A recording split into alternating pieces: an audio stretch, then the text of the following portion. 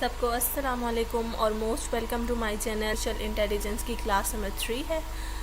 Last class में हमने agents के बारे में पढ़ा था, उनके स्ट्रक्चर के बारे में और उनके कुछ टाइप्स के बारे में हमने डिस्कस किया था और टास्क एनवायरनमेंट के बारे में भी डिस्कस किया था। और मैंने कहा था कि जो एजेंट्स के टाइप्स हैं उनको मैं नेक्स्ट वीडियोस में बारी बारी डिटेल में एक्सप्लेन करूँगी।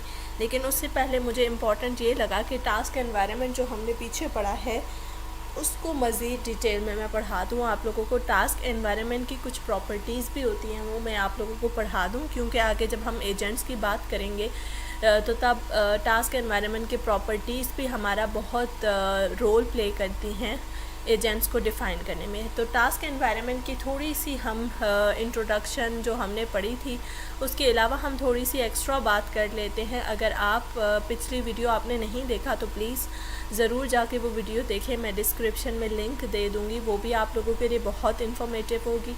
सबसे पहले तो टास्क एनवायरनमेंट क्यों ज़रूरी है किसी भी एजेंट के लिए। जैसा कि मैंने बताया था कि हर तरह का एजेंट डिफरेंट काम करता है, हम हर एजेंट से डिफरेंट काम करवाते हैं, ठीक है। तो हमने टास्क एनवायरनमेंट में पीस के बारे में पढ़ा था, P for performance measure, E for environment, A for actuators and S for sensors.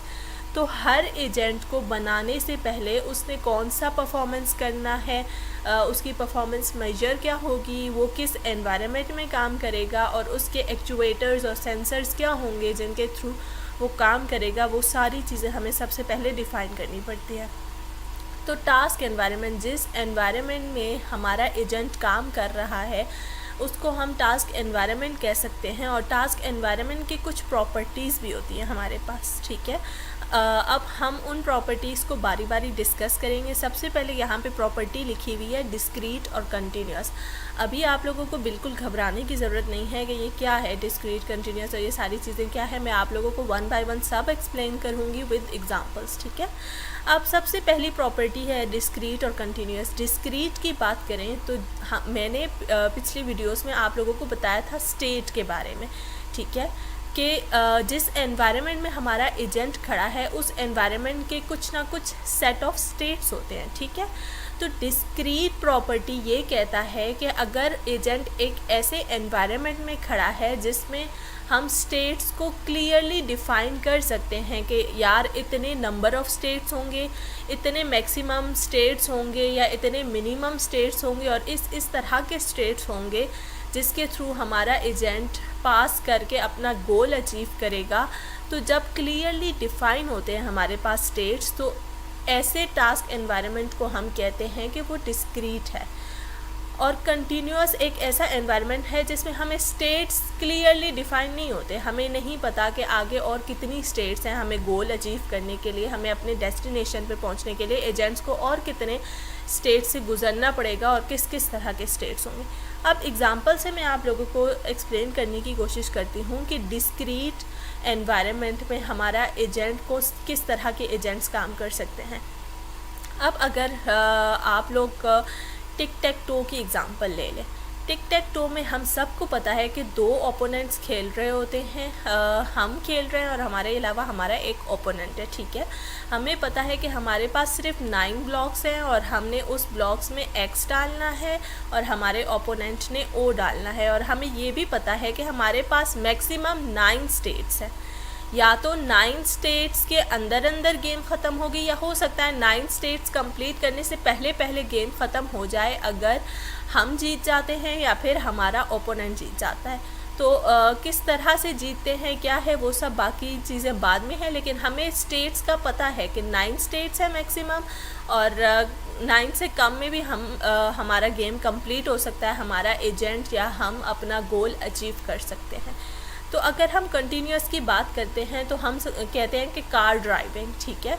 हम कार से ड्राइव करके जा रहे हैं और हमने एक पर्टिकुलर डेस्टिनेशन पे पहुंचना है, लेकिन अब उस डेस्टिनेशन पे पहुंचने के लिए कौन कौन से स्टेट से हमें गुजरना पड़ेगा, आगे ट्रैफिक होगी या नहीं, आगे सिग्नल्स कितने आएंगे, आगे किस तरह से सिचुएशंस होंगी, हमें कितने स्टेट से गुजरना पड़ेगा, वो सारी चीज़ें हमें नहीं पता होती क्लियरली। इसलिए हम कहते हैं कि जो टैक्सी ड्राइविंग है उसका एनवायरनमेंट कंटिन्यूस होता है, ठीक है। अब बात करते हैं फुली ऑब्जर्वेबल और पार्शियली ऑब्जर्वेबल के बारे में। फुली ऑब्जर्वेबल एनवायरनमेंट एक ऐसा एनवायरनमेंट होता है, आप लोगों को नाम से ही पता लग जाना चाहिए, कि जिसमें हम हर स्टेट को ऑब्ज़र्व कर सकते हैं। ठीक है, हमें पता होता है कि यार हमारे सामने ये सारी स्टेट्स हैं, हमारे सामने ये पूरा एनवायरनमेंट है और हम इसको एक एक चीज़ को ऑब्ज़र्व कर सकते हैं। जबकि पार्शियली ऑब्जर्वेबल में ऐसा होता है कि हमें कुछ स्टेट्स तो ऑब्ज़र्व हम कर रहे हैं, लेकिन सारे स्टेट्स, पूरे एनवायरनमेंट के हर स्टेट को हम ऑब्ज़र्व नहीं कर सकते। जैसे फुली ऑब्जर्वेबल की मैं एग्जांपल देती हूँ आप लोगों को क्रॉस वर्ड्स पज़ल की।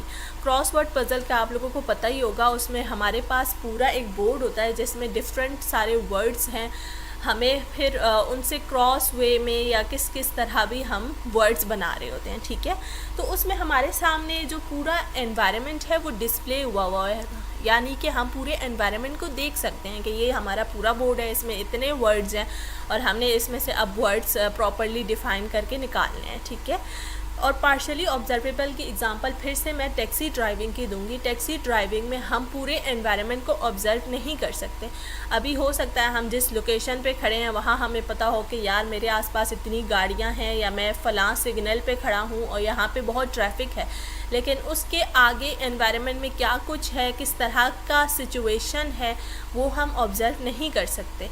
तो इसलिए हम कहेंगे कि टैक्सी ड्राइविंग जो है उसका एनवायरनमेंट पार्शियली ऑब्जर्वेबल है। ठीक है, अब स्टैटिक और डायनामिक की बात करते हैं। अब हमने बताया था कि हमारा एजेंट जो है वो किसी भी स्टेट पे कोई ना कोई एक्शन करता है। ठीक है, और उस एक्शन का इफ़ेक्ट ज़ाहिर है एनवायरनमेंट पे होगा, लाजमी होगा। तो अगर तो एजेंट एक ऐसे एनवायरनमेंट में खड़ा है जहाँ पे उसके एक्शन से ही नेक्स्ट स्टेट चेंज होगी, यानी कि जब तक वो कोई एक्शन नहीं करेगा तब तक स्टेट उसी तरह रहेगी, स्टैटिक रहेगी, और जैसा ही वो नेक्स्ट एक्शन करेगा तो स्टेट चेंज होगी। तो यानी कि यहाँ पे एक ऐसा एनवायरनमेंट जिसमें स्टेट का चेंज होना एजेंट के एक्शन पे डिपेंड करता है, ऐसे एनवायरनमेंट को हम स्टैटिक कहते हैं। इसके अलावा अगर हम डायनामिक की एग्जांपल लेते हैं तो इसमें हम डायनामिक में कह सकते हैं कि डायनामिक एनवायरनमेंट एक ऐसा एनवायरनमेंट है कि जिसमें एजेंट के एक्शन के अलावा भी हमारा एनवायरनमेंट का state by the time change होता जा रहा है। इसमें भी फिर से मैं आप लोगों को वही टिक टैक टो और टैक्सी ड्राइविंग की एग्जांपल दूंगी। आप लोगों को शायद अब खुद भी डेफिनेशन जो कंसेप्ट मैंने बताई है उससे समझ आ जानी चाहिए कि टिक टैक टो जो है वो एक स्टैटिक एनवायरनमेंट की एग्जांपल है, कि उसमें हमने ये स्टेट पे हम खड़े हैं तो हम कोई ना कोई एक्शन जब लेंगे तो तभी, या हमारा ओपोनेंट या हम कोई एक्शन करेंगे तो तब ही स्टेट चेंज होगा गेम का। ठीक है, वरना कोई स्टेट चेंज नहीं होगा। लेकिन हम अगर टैक्सी ड्राइविंग की एग्जांपल लेते हैं तो हमारे अलावा भी काफ़ी सारे ड्राइवर्स हैं या काफ़ी सारी सिचुएशंस हैं, ट्रैफिक सिग्नल्स आ जाते हैं रास्ते में और बहुत सी चीज़ें होती हैं। तो हमारे एक्शन के अलावा भी काफ़ी सारी चीज़ें ऐसी होती हैं जो कि हमारे एनवायरनमेंट का state by the time change करता जा रहा है। तो इस एनवायरनमेंट को हम कहेंगे कि ये डायनामिक है। अब डिटर्मिनिस्टिक और नॉन डिटर्मिनिस्टिक की बात करें तो डिटर्मिनिस्टिक नाम से ही जाहिर होता है कि हम डिटरमाइन कर सकें किसी भी चीज़ को। ठीक है, यानी कि एजेंट एक ऐसे एनवायरनमेंट में है कि जिसमें वो अपना नेक्स्ट स्टेट के आगे क्या स्टेट हो सकता है वो उसको प्रिडिक्ट कर सकता है, कि अगर मैं ये करूँगा तो आगे ये हो सकता है, वो उसको प्रिडिक्ट कर सकता है। जबकि नॉन डिटर्मिनिस्टिक में प्रिडिक्ट नहीं किया जा सकता कि अगर मैं ये करूँगा तो आगे ये हो जाएगा, हो सकता है इसके अलावा और बहुत सी चीज़ें हों जिसकी वजह से स्टेट चेंज हो जाए। ठीक है, तो इसमें भी फिर से मैं वही एग्जांपल दूंगी टिक टैक टो और टैक्सी ड्राइविंग की। ठीक है, tic tac toe is an example of deterministic environment. ठीक है, टिक टैक टो की एनवायरनमेंट डिटर्मिनिस्टिक इसलिए होगी कि आपने एक क्रॉस लगा दिया इस पोजीशन पे या इस स्टेट पे, आप प्रिडिक्ट कर सकते हो कि अगर आपने यहाँ क्रॉस लगाया हो सकता है आपका ओपोनेंट हार जाए या हो सकता है आप जीत जाएं, तो आप अपना नेक्स्ट स्टेट प्रिडिक्ट कर सकते हो। इसलिए हम कहेंगे कि टिक टैक टो का एनवायरनमेंट डिटर्मिनिस्टिक है। जबकि टैक्सी ड्राइविंग में आप ये प्रिडिक्ट नहीं कर सकते कि आपने ड्राइव किया तो आगे ये हो जाएगा, हो सकता है आगे सिग्नल अचानक से रेड हो जाए या सिग्नल ग्रीन हो जाए, कुछ भी। तो आप नेक्स्ट स्टेट को फुली डिटरमाइन नहीं कर सकते।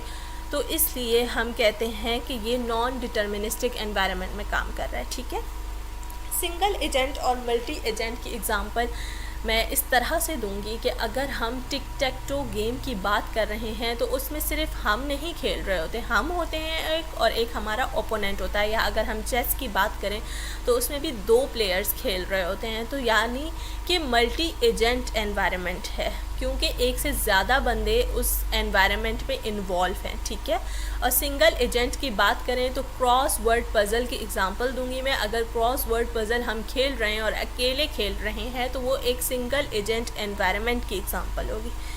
अब हम एपिसोडिक और सीक्वेंशियल की बात करते हैं कि एपिसोडिक और सीक्वेंशियल क्या होता है। एपिसोडिक एक ऐसा एनवायरनमेंट है कि जिसमें हमारे एजेंट ने किसी स्टेट पे कोई एक्शन लिया, कुछ ना कुछ, जैसे कि हमने प्रीवियसली लास्ट क्लास में ये कहा था कि हमारा एजेंट एनवायरनमेंट से कुछ ना कुछ परसीव करता है अपने सेंसर्स के थ्रू और फिर कुछ ना कुछ एक्शन करता है अपने एक्चुएटर्स के थ्रू। ठीक है, तो यानी कि हमारे एजेंट ने कुछ ना कुछ परसीव किया और एक्शन कर दिया। तो इस यहाँ पे हमारा एक काम ख़त्म हो गया। अब हमने नेक्स्ट काम किया तो नेक्स्ट काम का पिछले एक्शन से कोई लेना देना नहीं है, यानी कि जो हमने पीछे एक्शन किया था हमारे एजेंट ने, उसका इम्पैक्ट हमारे नेक्स्ट स्टेट पे नहीं आ रहा। तो ऐसी चीज़ को हम कहते हैं कि ये एपिसोडिक एनवायरनमेंट है। और सीक्वेंशियल की बात करें तो हम जो अभी जो मूव करेंगे या जो स्टेट पे हम खड़े हैं तो उस स्टेट को चेंज करने के लिए हम जब कोई एक्शन करेंगे तो उसका इम्पैक्ट हमारे आगे आने वाले सब स्टेट्स पे होगा।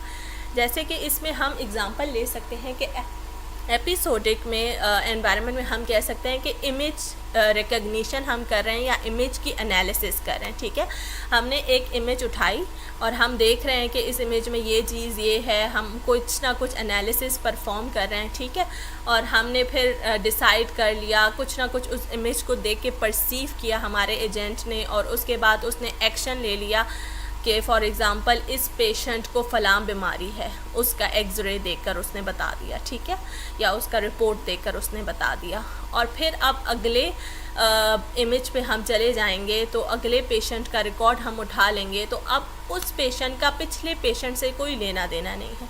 ठीक है, तो अब हमें एक नए सिरे से एक नई एनालिसिस करनी है, नया चीज़ परसीव करना है और हमने एक नया एक्शन लेना है।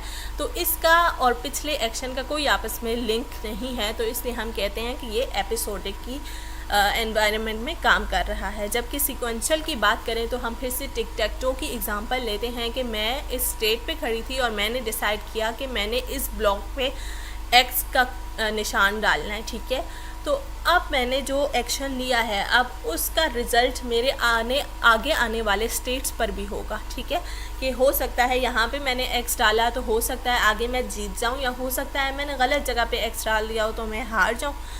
तो यानी कि हमारे करंट स्टेट का इम्पैक्ट आगे आने वाले फ्यूचर स्टेट्स पे भी है, इसलिए इसको हम कह सकते हैं कि ये सीक्वेंशियल एनवायरनमेंट है। नोन और अननोन की जब हम बात करते हैं तो इसका एनवायरनमेंट से लेना देना नहीं है। सबसे पहली बात तो इसका लेना देना एक एजेंट से है कि उस एजेंट को किस तरह से तैयार किया गया है, उसको किस तरह से बनाया गया है। अगर हम नोन की बात करें तो नोन एजेंट एक ऐसा एजेंट है कि जिसको हमने सब कुछ बता दिया है कि अगर आपने ये वाला एक्शन किया तो आपको ये कंसिक्वेंसेस मिलेंगे, आपने ये एक्शन किया इस स्टेट पर, आपने ये काम किया तो आपको ये रिजल्ट्स मिलेंगे। तो उसको सारे आउटकम्स का पहले से पता होता है, इसलिए हम कहते हैं कि वो नोन एजेंट है। अननोन एजेंट एक ऐसा एजेंट होता है कि जिसको कुछ नहीं पता या जिसको हमने कुछ नहीं बताया हुआ।